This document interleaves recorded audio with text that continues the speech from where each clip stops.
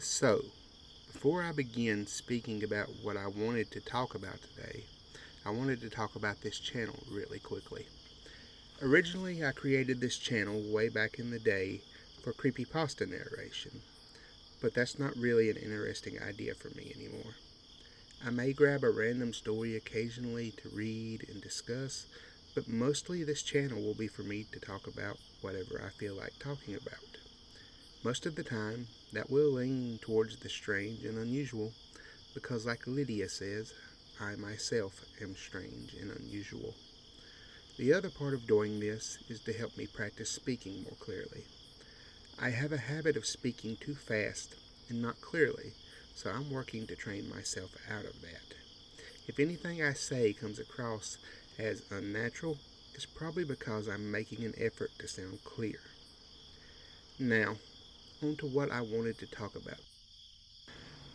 I want to talk about the Twilight series, specifically the books. I just finished my second read of the main series of books.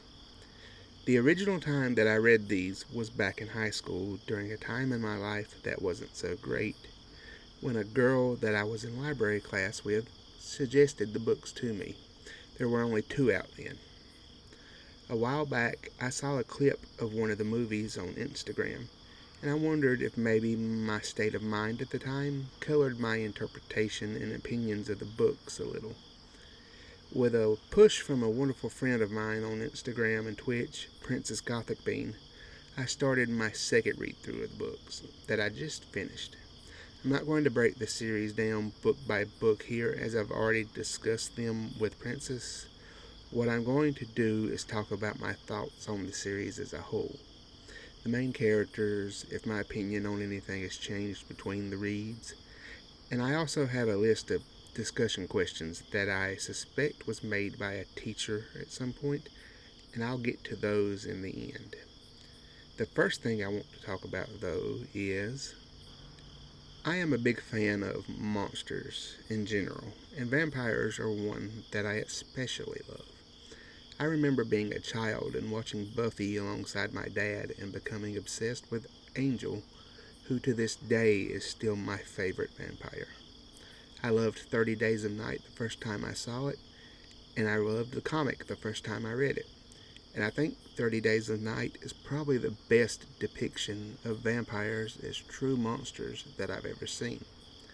I'm invested in vampires, so when I saw the statement Twilight ruined vampires a few years ago, I did some thinking about it. And honestly, it might be one of the most asinine statements I've ever seen thrown around the internet. It seems entirely rooted in this idea that romance in a vampire story is a Twilight invention, when the actual truth is romance in vampire tales predate the creation of Dracula. Carmilla had elements of romance in the late 1800s, long before Stephanie Meyer was an idea in God's mind. There's nothing really wrong with the Twilight depiction of a vampire story. The sparkling skin can be a little funny if you make it, but it served a purpose in the writing by making the setting of Forks a necessity. Also, God forbid an author write their way out of having to place their story primarily in the nighttime. Twilight vampires are still supernaturally strong, fast, and durable. On top of that, if you actually take in the text that you're reading, they also still have the power of influence and seduction that more traditional vampires do. It's just written in a way that makes them not come across as superpowers, but as an inherent nature of the vampire. The idea that they look like moving statues rather than flesh and bone is an amazing visual. My only criticism of the Twilight vampire design is the lack of fangs. I feel like fangs are so much the symbol of vampires that they're pretty much a necessity. Twilight vampires are otherwise great to me. On the other hand,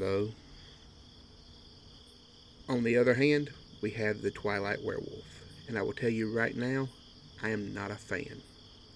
I said that I especially love vampires, but werewolves are one of the few things that top them. I love werewolves. I love them in movies, I love them in art, I love them in games. It doesn't matter. The werewolves in Twilight, though, are the exact kind of werewolf depiction that I do not like. The big wolf. To me, a werewolf needs to stand on 2 feet. It's a hulking beast that looms over people and other creatures.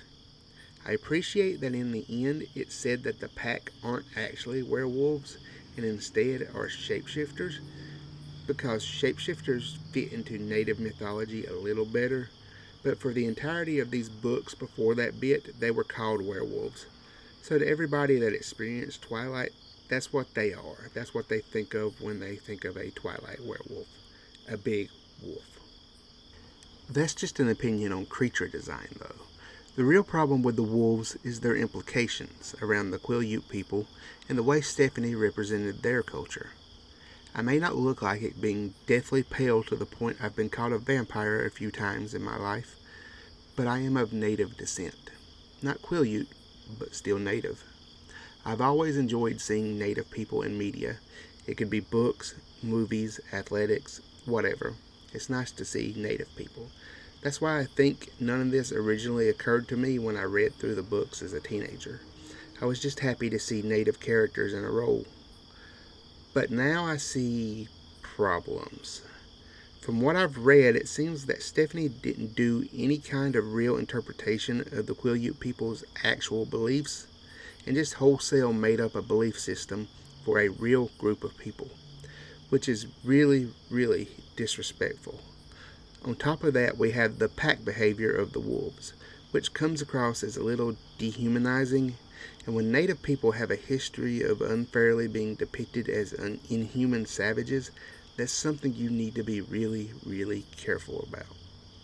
I don't assume that she had any malice in doing this, but it was still something that somebody should have probably had her take a second look at.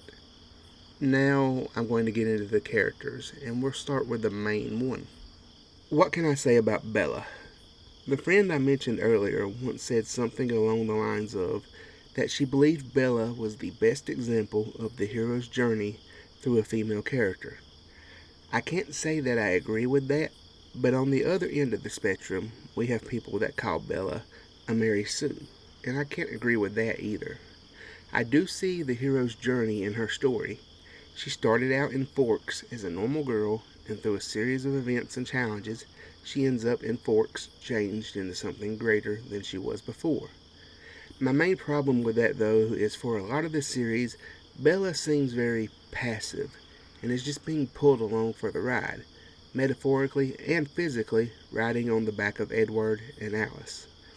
The exception to that is New Moon, my favorite depiction of Bella, where she's doing a ton of stuff all on her own accord, even if she is just blatantly suicidal. Also, the end of the original book, when she separates herself from the Cullens to confront James, stands out. When it comes to the Mary Sue accusation, I can see it too, because even though Bella tells us that she is super plain and unremarkable, she becomes the center of the universe as soon as she enters Forks. She immediately has guys of all description after her. Everyone wants to be her friend, everybody talks about her, and all the development of the human characters we see in the back is completely dependent on how Bella pushes them, and everything always seems to work out for her. But Bella isn't exactly perfect. She's kind of a terrible friend to anyone that isn't a supernatural creature, and it could be argued that for a bit she wasn't exactly the greatest friend to Jacob either, though at least in that case, she was actually trying and cared. And she's not exactly super skilled at anything. She's just a little clever and has a good line of protection from the crap that rolls downhill at her. In her vampire form, I do find that she's a little too perfect and too fast with no obvious downside to her new form, but that's about a fourth of a singular book where she's like that. My real problem with Bella is that she's kind of blank. She's generically smart and hard-headed, but I feel like there's not enough of who she is beyond that. What we get is that she doesn't like the smell of blood, she had to grow up a little bit fast to take care of her mother, and she likes to read. Okay, but I have to ask for a little bit more than that. Like, what did she want to do with her life before becoming a vampire was an option? Did she want to be a writer? Did she want to be a cook? Did she want to go to college? What about previous relationships? She was 17 at the start of the series. Was Edward really her first relationship to any degree?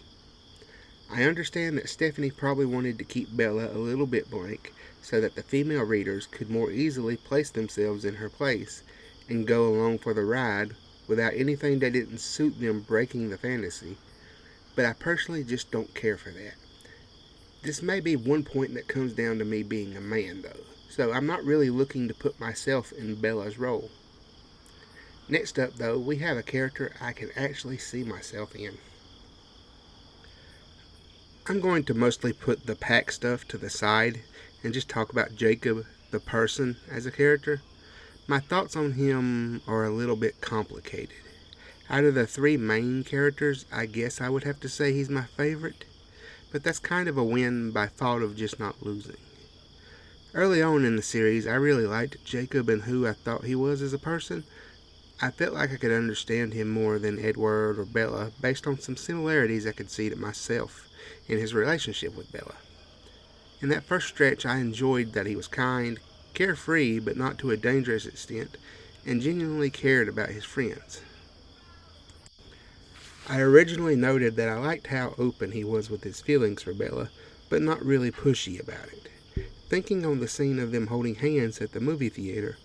But later, that Jacob that I liked goes away and we get the Jacob I didn't like.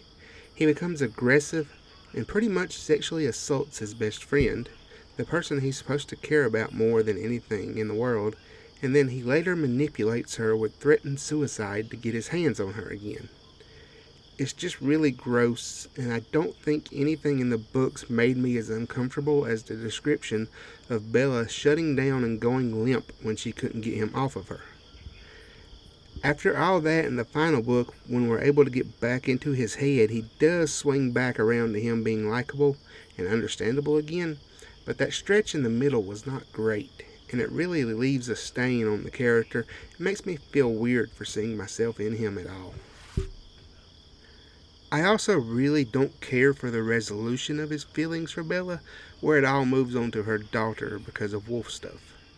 I would have preferred if he just grew as a person without the supernatural influence and realized Bella was meant, or at least had to become a vampire. A thing that would change her enough that his feelings would change, because she wouldn't be exactly the same person anymore. From there, he could decide to be Nessie's brother or uncle figure, because Bella is still his best friend, and that's her kid. The kid that she technically died to deliver. In a final note, I will say that despite my disdain for him at times, Jacob is a better man than I. I've mentioned before that I can kind of see parallels in a relationship and feelings I had for a best friend in my school years. I have a memory of this girl laying with her head in my lap as I stroked her hair. I have yearbooks, notes, signs, all sorts of stuff from the time that she scrawled our names all over. I would spend every bit of my free time that I could speaking with her. I'd feel safe in saying that I was in love with this girl. When she would eventually get with a different guy, I had a deep, seething hatred in my heart for him that I didn't let go of for many, many years. And this guy had been one of my best friends previously. And here Jacob is getting over his crap to work side by side with his mortal enemy that's between he and his soulmate. And he does it twice. Up next we have everyone's favorite vampire and the apple of Bella's eye. I don't dislike Edward, I just think he's really, really dumb sometimes. It was pointed out to me, though, that it makes sense for him to be dumb, because even though he's over 100 years old, he's frozen in place at 17 for all of that time. That doesn't exactly make him any less dumb for thinking he can prevent Bella from hurting herself with a promise, or the immediate follow-up move of actually leaving her alone in the woods, where she proceeds to go lay on the ground and wait for death, instead of, sticking around and watching her for a bit. And there's eventually the bit of him thinking the way out of a body-breaking vampire baby situation is to suggest supernatural interspecies polygamy. A lot of criticism of the character says that he promotes and glorifies abusive and controlling behavior in a relationship, but I think those takes are reaching a little too far and judging him as if he were a normal boy in a normal relationship, in normal scenarios. The biggest example people point at is him tampering with Bella's truck to keep her from going to La Push with the wolves. Yes, in a real relationship, a guy damaging his girlfriend's truck so that she can't go where he doesn't want her to go or hanging out with her friends is insane and it's abusive, but in a normal scenario, said girlfriend isn't trying to hang out with werewolves that have anger issues while being stalked by a pissed off vampire that's most likely capable of killing the wolves that she's trying to hang out with. I agree that Edward watching Bella sleep at first is a little bit creepy because I find that creepy putting myself in Bella's place for a moment. It could be the most beautiful woman I've ever seen and someone I'm head over heels for. And if they were like, yeah, so I've been watching you sleep and listen to you dream babble for a while now, my skin would immediately crawl off of my body. But you also have to remember that Edward is a vampire. He is a monster to a degree. So he's got to be a little bit creepy. There's also the fact that if Bella really wanted out from under Edward's thumb, then he's more than willing to let her make the choice to let him go. He respects her choices as long as they're not going to get her killed. Now comes the question that will forever follow all three of these characters.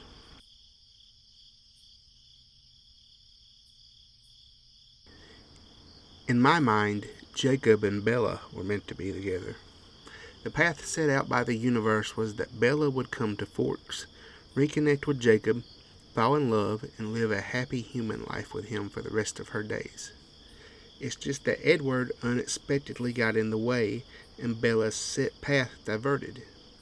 I attribute Edward being able to change fate and destiny to the fact that he's a vampire, because vampires, especially the Cullens, are beings already defying their fate by living beyond their death.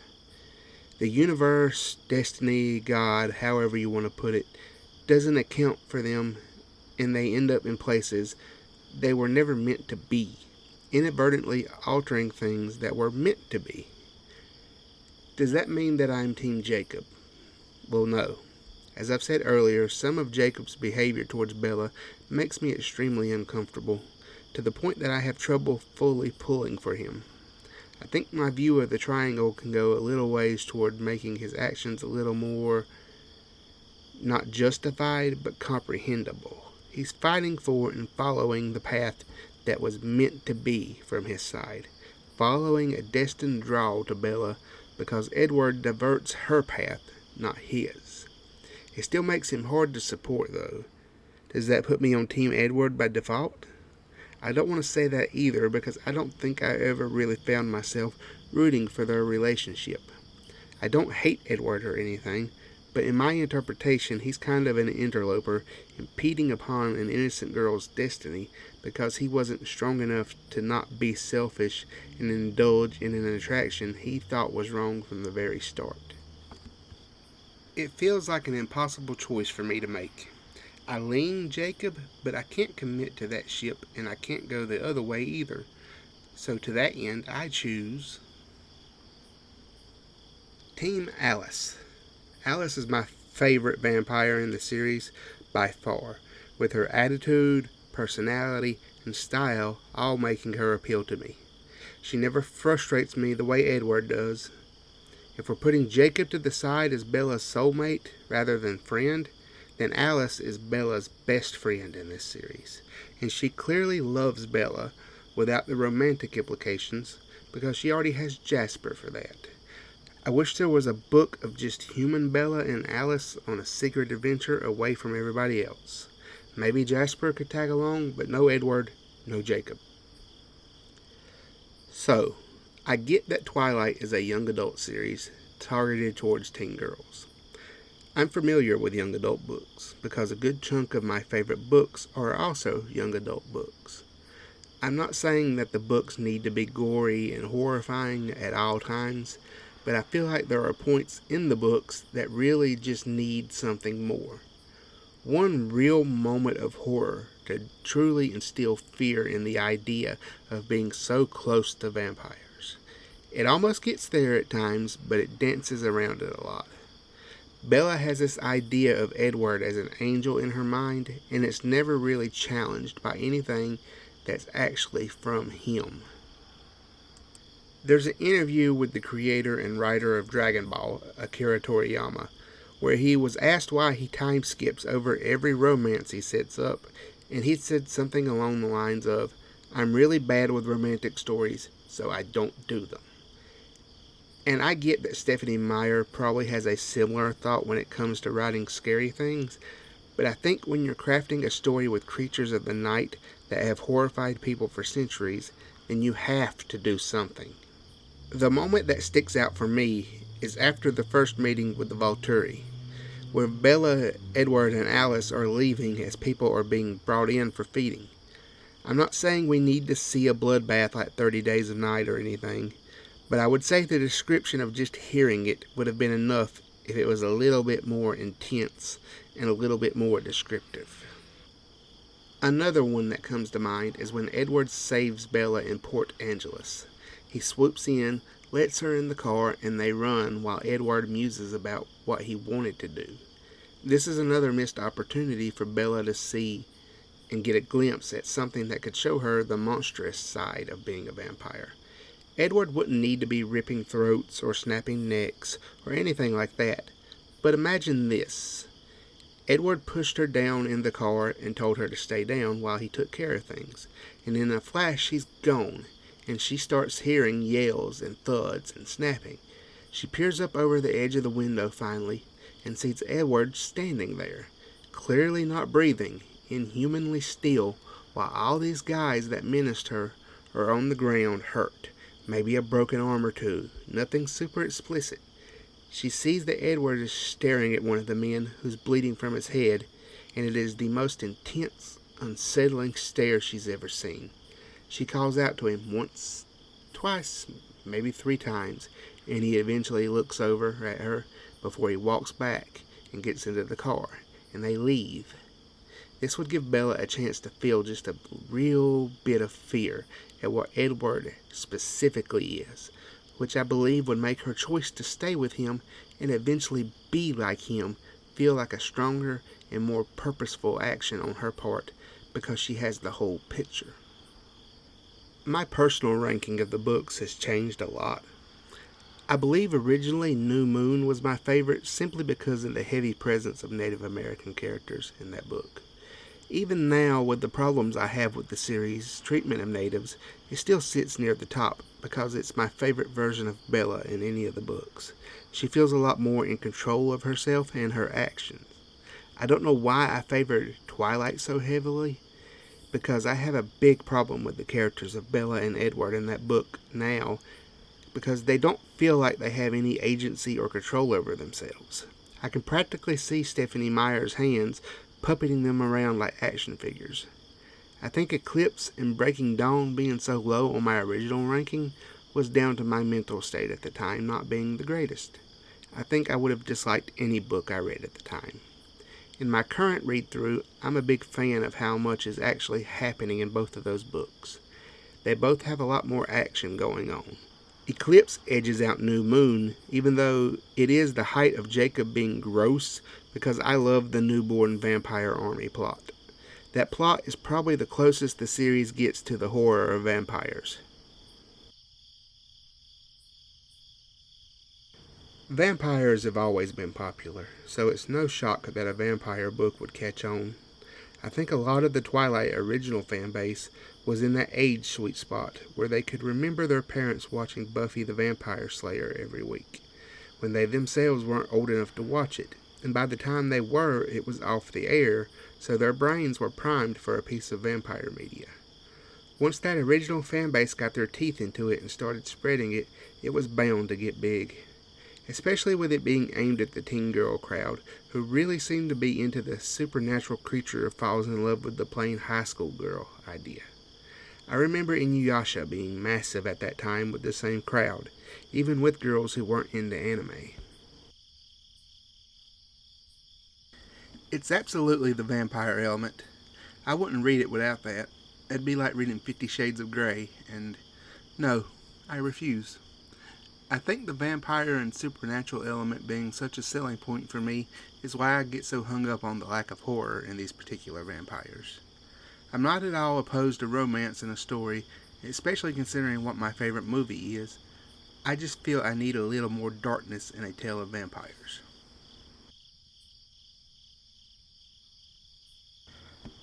My favorite is Eclipse. I love the conclusion of the Victoria plotline with the army of newborn vampires. It's actually a really terrifying concept. Plus, there's the backstories of Rosalie and Jasper that are revealed, and both of those are horrifying in their own ways, too. The mental image of Rosalie in her wedding dress slaughtering guys is a remarkable one.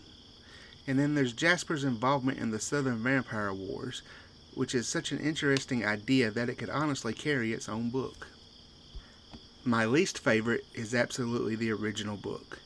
It has the near constant feeling that Bella and Edward are fighting against the narrative and are getting pushed together by invisible hands, as I said before.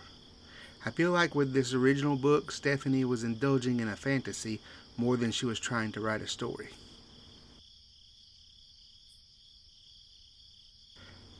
Alice, 100% Alice, my favorite character. She's packed with so much personality and charm, and I never found myself annoyed with her like everybody else. The visual of her as almost like a dark but happy little fairy woman flitting around is striking, and it stands out against everyone else, especially Edward being all dour and dreary all the time. My least favorite character is Hard, because I don't exactly hate any of the characters. Even Jacob, who I have so many issues with, can't be called my least favorite because he's the only character I can see myself in, even just a little bit. I guess my least favorite is Emmett, just by default, by way of him being the most underdeveloped and unused character. He's basically just there to give Rosalie a partner and to be a measuring stick for strength and combat ability.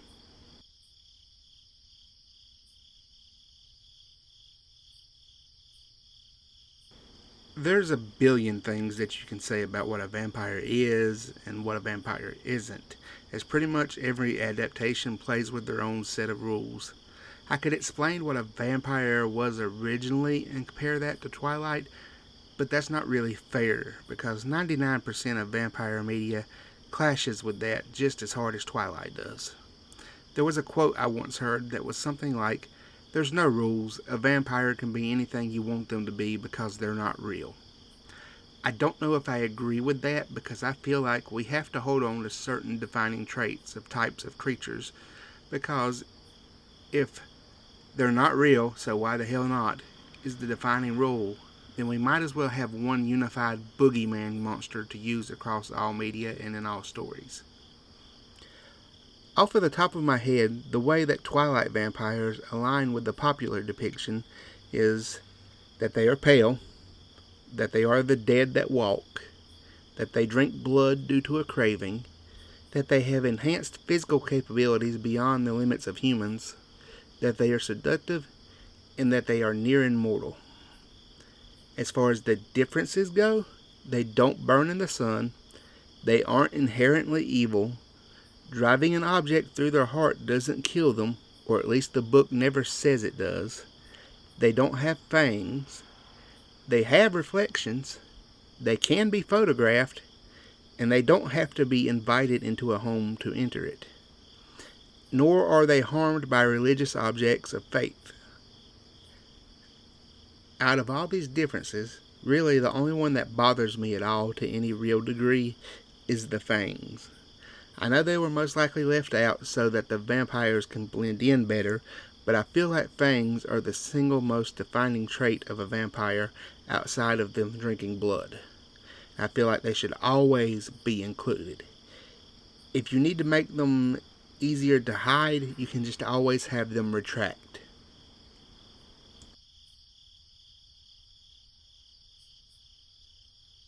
My favorite and the one that sticks out the most are two different scenes.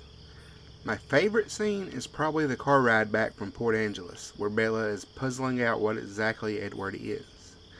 though I prefer the version in Life and Death because Edith Cullen is actually quite scary compared to Edward. If I have to pull from just these original books, though, it might be Rosalie's Wedding Dress Massacre.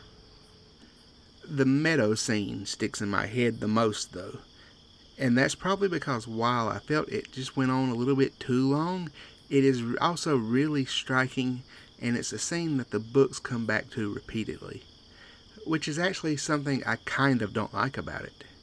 I feel like if the meadow is supposed to represent the Garden of Eden, the place where original sin occurred, and the place that humanity can never return to, then the meadow should never be returned to. The meadow is the garden, and the original sin is Bella's first real romantic advances on Edward. You kind of lose the symbolism when Bella finds it and encounters Laurent there. I can't exactly speak on what the movies are with certainty because I've never seen them fully, only trailers and clips. From the first time the trailer dropped, though, I do remember feeling that these movies weren't for me, and some of the bits I've seen are kind of eyebrow raising. But this having not seen them thing will change soon, since the friend I mentioned earlier has asked that I give them a chance, and I will do that for her. This heavily depends on if you believe Carlyle's view on the spiritual nature of vampires or Edward's. If you're with Carlyle, then all he's doing is giving a person a second chance. If they're not happy or unable to adapt, then there are ways out for them. If you're with Edward, then he's damning them to either hell or an undead life that they might find akin to suffering. I'd like to think Carlyle is right. I find some parts of the vampire life outside of the hunger especially awful, like being able to become mentally worn out but not being able to go take a nap and sleep it off, or the inability to enjoy human food, and the idea that any human you're attached to will die long before you. That said, despite me being agnostic, I have a awful fear of the afterlife, that this is all we are, and that there's only nothingness for us afterward.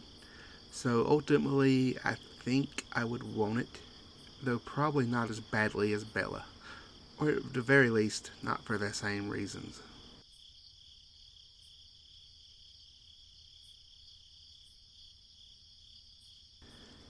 As I said earlier, I feel like you can't really judge Edward by the standards of a normal boy, just because of what he is and how far away that is from human. You're not understanding the draw. I can lust after a woman.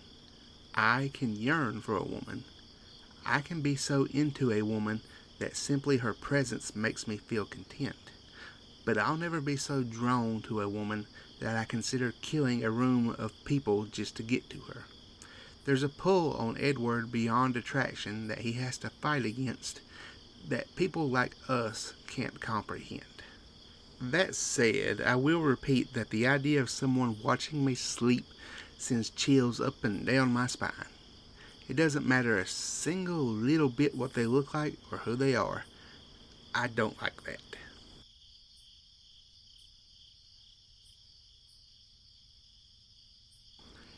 Literally both times that I've read these books, it started because a pretty goth girl said I should.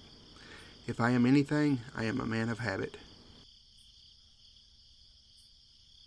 As far as books go, I would always suggest Interview with the Vampire and the 30 Days of Night comic book. They both offer very different ideas of a vampire. The 30 Days of Night vampire are actually my favorite vampires outside of Angel. No vampire tops Angel for me, but those come pretty close. And that's it. In the end, I had a great time reading these books, and I'm glad I did it again, and I'll always be a fan of them. We will see about the movies soon, so what's next? Well, I've already read most of Life and Death, so naturally I think it's time to go for the big one.